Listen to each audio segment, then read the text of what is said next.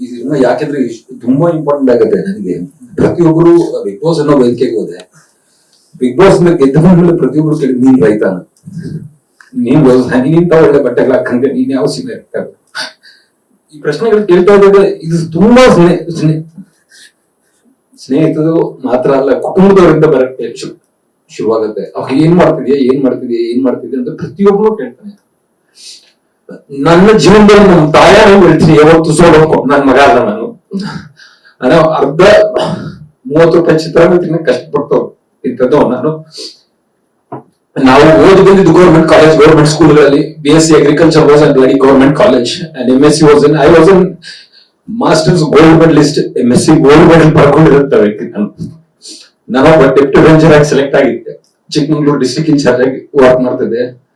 ಅಲ್ಲಿಂದ ಬಿಟ್ಟು ಅದ್ ಏನೋ ಒಂದು ಹುಚ್ಚು ಬೇಕಂತ, ವೇದಿಕೆ ಬೇಕು, ವೇದಿಕೆ ಮೇಲೆ ಮಾತಾಡ್ಬೇಕು ಅಥವಾ ವೇದಿಕೆ ಹತ್ರ ಸಿಗಬೇಕು, ಒಂದು ನಮ್ಮನ್ನ ನಾವು ಟೆಲಿಕಾಸ್ಟ್ ಮಾಡ್ಕೋಬೇಕು, ತೋರಿಸ್ಕೋಬೇಕು ಅನ್ನೋದು ಒಂದು ಆ ಹುಚ್ಚು ಬೆಳ್ಕಂತ ವಾಸ್. ಅದ್ ಯಾಕೆ ಬೆಳ್ಕೊಂತ ಅಂತ ದೇವರೇ ಗೊತ್ತಿಲ್ಲ. ಬಹುಶಃ ಈ ಫೋಕ್ ಡ್ಯಾನ್ಸ್ ಗಳಿಂದ ಬಂತು ಅನ್ಕೊಂತೀನಿ. ಡೊಳ್ಳು ಕುಣಿತಾನ ನಾವು ಬೀದಿ ಬೀದಿಗಳು ಡೊಳ್ಳು ಕುಣಿತಾನ ಪರ್ಫಾರ್ಮ್ ಮಾಡ್ತಾ ಇದ್ವಿ. ಅಲ್ಲಿಂದ ಯಾವ್ದೋ ಒಂದು ಯೂಟ್ಯೂಬ್ ಅಲ್ಲಿ ವೈರಲ್ ಆಯ್ತು, ಅದನ್ನ ನೋಡಿ ರಘು ದೀಕ್ಷಿತ್ ಮಯೂರ್ ಟೀಮ್ ಅಲ್ಲಿ ಬಂತು. ಅಲ್ಲಿಂದ ಫ್ಲೈಟ್ ಹತ್ತೋದನ್ನ ಶುರು ಮಾಡಿದ್ರು, 5 ಸ್ಟಾರ್ ಹೋಟೆಲ್ ಪರ್ಫಾರ್ಮ್ ಮಾಡ್ತಿದ್ವಿ. ಇವೆಲ್ಲವನ್ನು ನೋಡ್ತಾ ಅಕ್ಕಪಕ್ಕ ಇಲ್ಲ ಸ್ನೇಹಿತರೆ ನಮ್ಮನ್ನು ಬೆಳೆಸಿದ್ದು. ನೀವೇನಾದ್ರು ಮಾಡ್ಬೇಕು, ಇಂಥದ್ ಮಾಡ್ಬೇಕು ಅಂತ ಬಿಗ್ ಬಾಸ್ ಒಂದು ಅಪ್ಲಿಕೇಶನ್ ಆಗಿದ ತಕ್ಷಣ ಬಿಗ್ ಬಾಸ್, ನನ್ ಸುಮಾರು ಜನ ಹೇಳ್ತಾರೆ ಬಿಗ್ ಬಾಸ್ ಗೆದ್ದಿರೋದ್ ನನ್ನ ಅದೃಷ್ಟ ಅಂತ. ದೇವರನ್ನ ಬಿಗ್ ಬಾಸ್ ಗೆದ್ದಿದ್ ನನ್ನ ಅದೃಷ್ಟ ಅಲ್ಲ, ಬಿಗ್ ಬಾಸ್ ಸೆಲೆಕ್ಟ್ ಆಗಿದ್ ನನ್ನ ಅದೃಷ್ಟ. ಯಾಕಂದ್ರೆ 8 ಲಕ್ಷ ಅಪ್ಲಿಕೇಶನ್ ಗಳಲ್ಲಿ ಒಬ್ಬರು ಸೆಲೆಕ್ಟ್ ಆಗೋದು ದೊಡ್ಡ ವಿಚಾರ, 18 ಜನದಲ್ಲಿ ಗೆಲ್ಲೋದು ದೊಡ್ಡ ವಿಚಾರ ಅಲ್ಲ ನನ್ನ ಪ್ರಕಾರ. I was competing with 8 lakh auditions, 8 lakh auditions ಎಲ್ಲ ಬಿಗ್ ಬಾಸ್ ಒಳಗಡೆ ಹೋಗಿದ್ದಂತ ವ್ಯಕ್ತಿ. ಒಬ್ಬ ಕಾಮನರ್, ಪ್ರಾಮಾಣಿಕ, ನಾನು ಒಬ್ಬನೇ ಕಾಮನರ್ ಇದುವರೆಗೂ ಗೆದ್ದಿರೋದು ಅಂತ ನಾನ್ ಬಿಲೀವ್ ಮಾಡ್ತೀನಿ. ಅಟ್ಲೀಸ್ಟ್ ಅದಕ್ಕೆ ಮೊದಲು ಸುಮಾರು ಜನ ಈ ಆಡಿಷನ್ಸ್ ಅಥವಾ ಒಂದ್ ಸಣ್ಣ ಪುಟ್ಟ ಡೈರೆಕ್ಷನ್ ಅಥವಾ ಯಾವ್ದಾದ್ರು ಇದ್ದು ಒಳಗಡೆ ಹೋದಂತ ವ್ಯಕ್ತಿಗಳು ಗೆದ್ದಿದ್ದಾರೆ ಬೇರೆ ಭಾಷೆಗಳಲ್ಲಿ. ಆದ್ರೆ ಅದಾದ್ಮೇಲೆ ಅಲ್ಲಿಂದ ಬಂದಾದ್ಮೇಲೆ ತುಂಬಾ ಅವಮಾನಗಳು. ನೀನ್ ಯಾವ ರೈತ, ನಿನ್ಗೆ ಹೆಂಗೆ, ನೀನ್ ಏನು, ನಮ್ ತಂದೆ ತಾಯಿ ರೈತ, ನೀನ್ ಜಮೀನ್ ತೋರ್ಸು.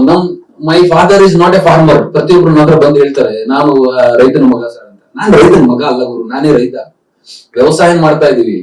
I have introduced few products to the farmers. ಲಕ್ಷಾಂತರ ನಾನು ಈ ವೇದಿಕೆ ಮುಂದೆ ಹೇಳ್ತೀನಿ, ನೀನು ಬಿಗ್ ಬಾಸ್ ಇಂದ ನೀನು ಬಂದ ಆಚೆಗೆ ನಿನ್ನ ರೈತರಿಗೆ ನೀನ್ ಏನ್ ಕೊಡುಗೆ ಅಂದ್ರೆ, ಅಣ್ಣ 40 ಪ್ರಾಡಕ್ಟ್ ಗಳನ್ನ ತಯಾರು ಮಾಡಿರುವ ಸೈಂಟಿಸ್ಟ್ ನಾನು. We have seaweed based, amino acid based and bio fertilizers, bio pesticides, bio insecticide ಅಂತ ಈ ಬ್ಯೂಟಿಫುಲ್ ಲ್ಯಾಬ್ ಗಳನ್ನ ಮುಖಾಂತರ ನಮ್ಮ ಪ್ರಾಡಕ್ಟ್ ನ ತಯಾರು ಮಾಡಿ ಇಡೀ ಸೌತ್ ಇಂಡಿಯಾ ಅಲ್ಲಿ ಡಿಸ್ಟ್ರಿಬ್ಯೂಟ್ ಮಾಡ್ತಾ ಇದೀವಿ ನಮ್ಮ ಪ್ರಾಡಕ್ಟ್ ರೇಂಜ್ ನ. ಇದು ನಾವು ರೈತರಿಗೆ ಮಾತ್ರ ಕೊಡುಗೆ. ಇದು ಆರ್ಗ್ಯಾನಿಕ್ ಪದಾರ್ಥಗಳ ಮುಖಾಂತರ ಮಾಡ್ತಾರೆ. ಇದು ಸಾಕಾಗಲ್ಲ ಜನರಿಗೆ. ಇನ್ನೇನೋ ಕೇಳ್ತಾರೆ, ಯಾಕೆ ನೀನು ಎಲ್ಲೂ ಟಿವಿಯಲ್ಲಿ ಎಲ್ಲೂ ಕಾಣಿಸ್ಕೊಂತಿಲ್ಲ, ಯಾಕೆ ನೀವೆಲ್ಲೂ ಸಿನಿಮಾಗಳಲ್ಲಿ ಕಾಣಿಸ್ಕೊಂತಿಲ್ಲ ಅಂತ ಕೇಳ್ತಾ ಇದ್ದಾಗ ನಮ್ಮ ಅದೃಷ್ಟನೋ ನಮ್ಮ ದುರದೃಷ್ಟನೋ ಏನೋ ಗೊತ್ತಿಲ್ಲ. ಸಿನಿಮಾ ಅನೌನ್ಸ್ ಮಾಡಿದ್ವಿ, ಲಾಕ್ ಡೌನ್ ಬಂತು, ಅಲ್ಲಿ ನಿಂತ್ಕಂತು. ಯಾವ್ದು ನಾನು ಈ ಪ್ರೊಡ್ಯೂಸರ್ ಅಂತ I am not the producer. ನನ್ನ ಶೋಕಿ ಪ್ರೊಡ್ಯೂಸರ್ ಆದ ಒಂದು ದೇವರಾಣೆ ಅಲ್ಲ, ಈ ಸಿನಿಮಾ ದುಡ್ಡು ಬರುತ್ತೆ ಅಂತ ಪ್ರೊಡ್ಯೂಸರ್ ಆದ ಒಂದು ದೇವರಾಣೆ ಅಲ್ಲ. ನನ್ನ ಜಾಗದಲ್ಲಿ ಬೇರೆ ಯಾವುದೇ ಒಬ್ಬ ವ್ಯಕ್ತಿ ಇದ್ರೆ ಈ ಸಿನಿಮಾ ಬಿಟ್ಬಿಟ್ರು ಅವರಿಗೆ ಈ ಸಿನಿಮಾ ಇಲ್ಲಿ ನಿಂತಿರೋ ಅಂತದ್ದು. ದೇವರಾಣೆ ಹೇಳ್ತೀನಿ, ಕಳೆದ 1 ತಿಂಗಳಿಂದ ನಾನು ಮಲಗ್ತಿಲ್ಲ, ಪ್ರಜ್ಞೆ ತಪ್ಪ ಬೀಳ್ತಾ ಇದೀವಿ ಅಷ್ಟೇ. ರಾತ್ರಿ 3 ಗಂಟೆಗೆ ಪ್ರಜ್ಞೆ ತಪ್ಪ ಬೀಳೋದು ಮನುಷ್ಯ. 3 ರಿಂದ 8 ಗಂಟೆಗೆ ಹೆಂಗ್ ಮಲಗಕ್ ಸಾಧ್ಯ ಆಗುತ್ತೋ ಮನುಷ್ಯ?